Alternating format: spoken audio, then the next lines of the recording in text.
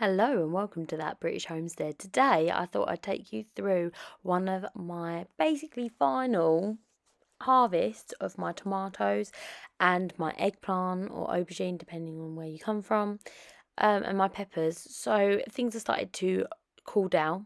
The days are getting shorter.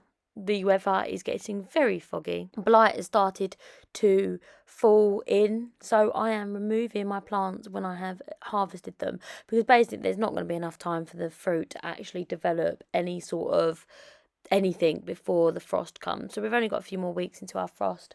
So I'm going to be clearing this area. I'm quite excited. I went and picked up a load of horse manure the other day, and I will be, once all of these is out, I'll be pulling up all the plastic and putting horse manure, chicken manure, blood and fish bone, and what's the other one called? Hoof and horn meal down to sort of enrich the soil again. So I'm quite excited about that. But at the moment, I'm kind of like anything that's blushing, I'm pulling up. I'm having a big problem with slugs at the moment and snails.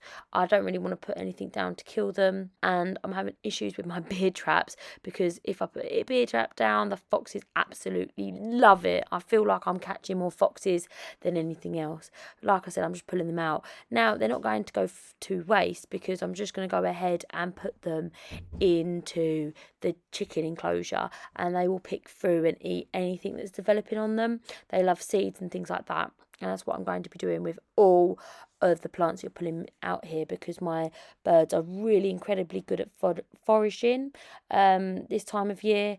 I'm not too sure. My second from last lot of chickens were absolutely useless at it, but these ones are so enthusiastically foraging. So like I said, you can see on these plants they are being very much affected by blight. I do find that as soon as the fogs come in, the blight sets in, so I am having a little bit of issue with that, and anything that shows any blight I'm not going to be taking home, because there's no point of it rotting at home, and I want to be using this as a sort of dried tomato paste. So I want to make sure that I only use really good quality tomatoes in it. So I'm getting tons of cherry tomatoes. I do think the cherry tomatoes are, like, although smaller, you just get much more of them per plant. The black cherries are very splitty at the moment, but these normal cherries, I think they're just called red cherries, are really prolific. So they're doing really well, and they are not splitting with the heavy rains that we've been getting, which is very nice. I am finding that lots of them are splitting, and there's lots of damage from slugs and things like that on them. But once again, I'm not going to treat that. I know that you can put down slug pellets, but I'm choosing not to. By this time, I've had so much from this particular patch in terms of tomatoes that I don't have to worry too much. I'm very enthusiastic of trying to make the most out of all my harvesters, because although this is a lot of work, if I'm not reaping the reward, then there's not very much of doing all of this work, is there? Not much point, I mean. So I'm making sure that everything that I do has some sort of point to it. As I'm working full time, I don't have oodles of time to be down here. As you can see, I am trying to make everything as productive as possible, and even using these as a little bit of food for my chickens is such a good idea, in my opinion. So I'm making sure that they have everything that they are possibly able to have, and as you can see, they're absolutely loving life. These tomatoes have been a godsend. In the height of summer, I was getting about a one basket of these every other day, which is incredible. I have more sauces, curries, chili sauces, you name it, out of this than I could have possibly imagined. I'm so grateful, and I think I've got enough for at least 2 years, so I definitely don't need to be making this many. I don't know, maybe we are, because we're going to be giving some away and etc., but it is very exciting. And we also have tons of fresh tomatoes. We just had dinner and we had fajitas with homemade fresh salsa, which was awesome, and we do love a lot of salsa on like dinners and things like that, so it's really exciting to have things like this. And jalapenos, I definitely need to triple up the amount of jalapenos that I am actually growing. I'm going to probably try to overwinter some of my more successful pepper plants and make sure that I have them, see if they do overwinter. I've been reading up about it and it's quite an exciting prospect. As you can see, I'm just giving all of the chickens some of these plants and they will peck through them.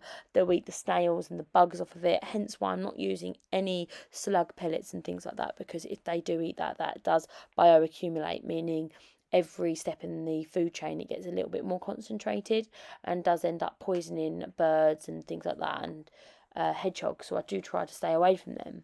And these being completely organic does mean that A, it's better for us, and B, it's better for any of the birds that we put them in. And I'm really starting to like chickens because I find them like a compost heap on steroids. They will pick through everything, they'll eat everything, they will mix around the compost, and they will make sure that all the seeds have been eaten, and they will be turning that into delicious eggs or delicious meat, depending on why you're keeping them.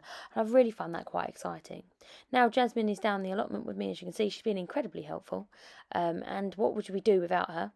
She is helping me find all of the tomatoes, believe it or not, that are a little bit bad, and she's feeding them to the chickens. She likes doing that. Her favourite thing is by far the animals. She's a big animal person. Ducks, chickens, turkeys, you name it. She absolutely adores them. So I'm just picking out all of the plants here that have blight or are affected by blight. There's a few tomatoes that have split open or in some way are unedible for us, and we're going to go ahead and give them to the chickens. So we gave the chickens a load of the old plants and some of the tomatoes on there. They were absolutely having a feast, but then I walked in and they're like, no, this is our space, and they've got to sit over there. But there's absolutely tons of food just there, and that'll be a great way to keep down the food bill. Hey, Jasmine? Looks like they don't need to be fed for a month. Yeah, I know, right? As we get split tomatoes and some tomatoes like them ones I don't really like, so I'm just going to pop them in there and they're going to feast on them. Yummy, yummy. They love tomatoes. Still quite a lot growing, don't we, Jess? Yeah. This is what's growing, this little mushroom.